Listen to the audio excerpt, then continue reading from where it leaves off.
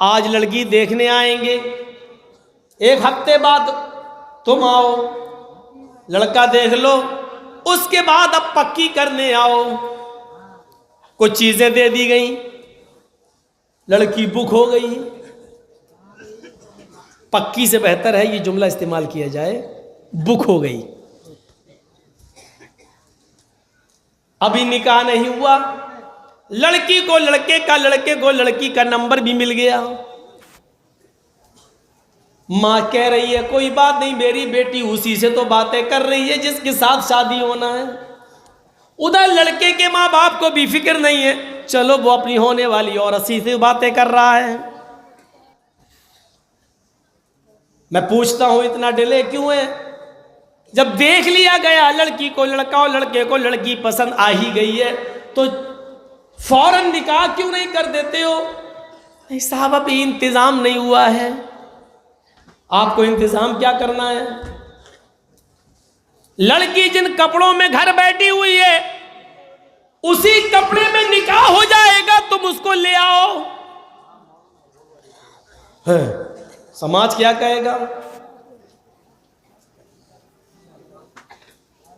एक जायज तरीका है, तुम्हारे पास कुछ नहीं है, लड़की जो कपड़े पहने हुए उसी कपड़े में निकाह विदा हो सकती है, ये जायज तरीका है। लेकिन ये समाज को अच्छा नहीं लगता। समाज को ये अच्छा लगता है मंगनी हो गई, निकाह नहीं हुआ, 2 साल तक पेंटिंग में पड़ा है रिश्ता, लेकिन लड़की लड़के की मोटरसाइकिल पर बैठ कर जाए आए, मोबाइलों पे बातें करे और एक दूसरे के घरों पर आना जाना रहे, इसको समाज बुरा नहीं समझता है।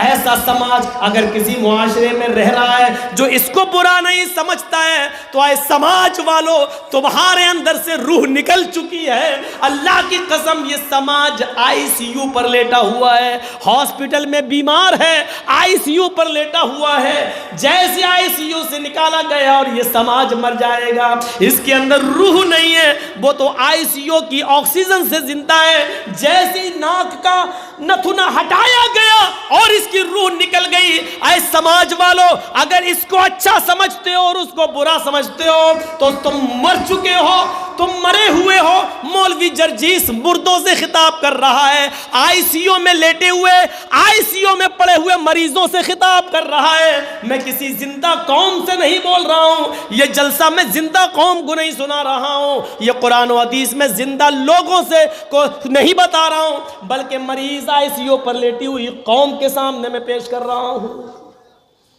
अगर इसको अच्छा समझता है समाज और उसको बुरा समझता है, तो ऐसा समाज को चुल्लू भर पानी में डूब के मर जाना चाहिए।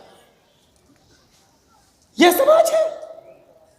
मंगनी हुई, बस रिश्ता तय हुआ, अभी निकाह नहीं हुआ और मोबाइलों पे बातें कर रहे हैं दोनों, ये अच्छा है। वो अपनी मोटरसाइकिल पे, क्या एक ही स्कूल में पढ़ते हैं, उसके साथ जाती है, वह तेरे बाप का राज चला, और समाज इसको अच्छा समझता है। अरे समाज तो छोड़ो, अगर लड़की का बाप और लड़की की मां ये जानती है कि मेरी बेटी उस लड़के से बात कर रही है जिससे रिश्ता तय हो गया है, तब भी वो गलत कर रही है, ये जानते हुए भी उसको बात करने की परमिशन दे रही है, तो वो मां नहीं डायन है, वो मां नहीं चुड़ैल है। और कौन से जुमले इस्तेमाल करें, इसके बावजूद भी शर्म नहीं आती। कैसे तुम्हारा ज़मीर गवारा कर लेता है। और सुनो, जिसके साथ रिश्ता तय हो गया है, जब निकाह से पहले मोबाइल पर उससे बात करना जायज़ नहीं है, तो जिनके साथ निकाह तय ही नहीं हुआ उनसे बातें करने की इजाज़त कहां से हो जाएगी? नुक्ते निकालो। जिसके साथ रिश्ता तय, 1 साल के बाद शादी होना है, निकाह होना, जब उसके साथ बात नहीं कर सकती और मां जानती है कि मेरी बेटी बात कर रही है, तो वो मां नहीं डायन है। तो दूसरों से बातें करने वाली कौन हुई? और मां जानती है कि मेरी बेटी दूसरे से बात कर रही है, तो वो कौन हुई? अब इससे आगे कुछ बोलूंगा तो पता चला कि अगले साल से मौजमपुर वाले कहेंगे मौलाना जर्जीस को तलाक दे दो, अब नहीं बुलाऊंगा। इससे आगे क्या बोल? हाँ हाँ, जलसे में भी तलाक, हम वो वाली तलाक नहीं कह रहे हैं, वो तो सिर्फ औरत को मिलती है। तलाक का मतलब छोड़ देना। आप कहोगे ये क्या है?